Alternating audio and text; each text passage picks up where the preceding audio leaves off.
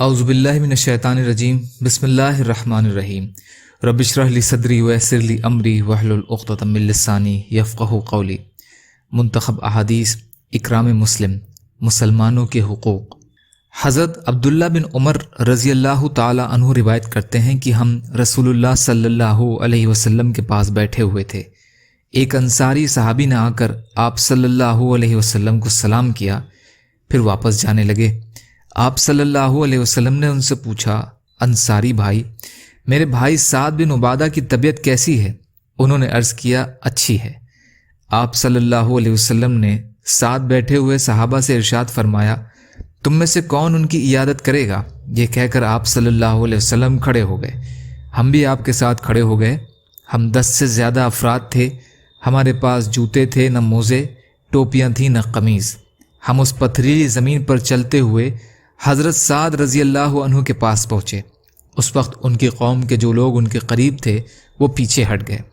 رسول اللہ صلی اللہ علیہ وسلم اور آپ کے ساتھ جانے والے صحابہ ان کے قریب ہو گئے۔ مسلم شریف۔ حضرت ابو سعید خدری رضی اللہ عنہ فرماتے ہیں کہ انہوں نے رسول کریم صلی اللہ علیہ وسلم کو ارشاد فرماتے ہوئے سنا، جس شخص نے 5 اعمال ایک دن میں کیے، اللہ تعالیٰ اسے جنت والوں میں لکھ دیتے ہیں۔ بیمار کی عیادت کی، جنازے میں شرکت کی، روزہ رکھا، جمعے کی نماز کے لیے گیا اور غلام آزاد کیا۔ ابن حبان۔ یا اللہ ہم سب کو کہنے سننے سے زیادہ عمل کی توفیق عطا فرما۔ یا اللہ جو مظلوم ہیں، یا اللہ آپ ان کی مدد فرمائیے۔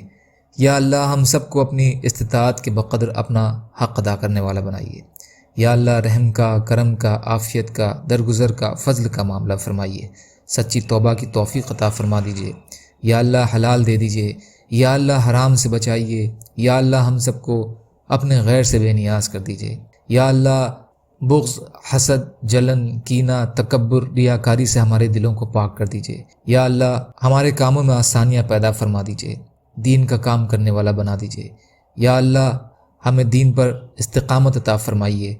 یا اللہ جو مانگا وہ بھی عطا کر دیجیے، جو بھول گئے ہوں اپنے فضل کرم سے عطا فرما دیجیے۔ سبحان ربک رب العزت عما یصفون وسلام علی المرسلین والحمد للہ رب العالمین برحمتک یا ارحم الراحمین لا الہ الا اللہ محمد رسول اللہ۔ السلام علیکم۔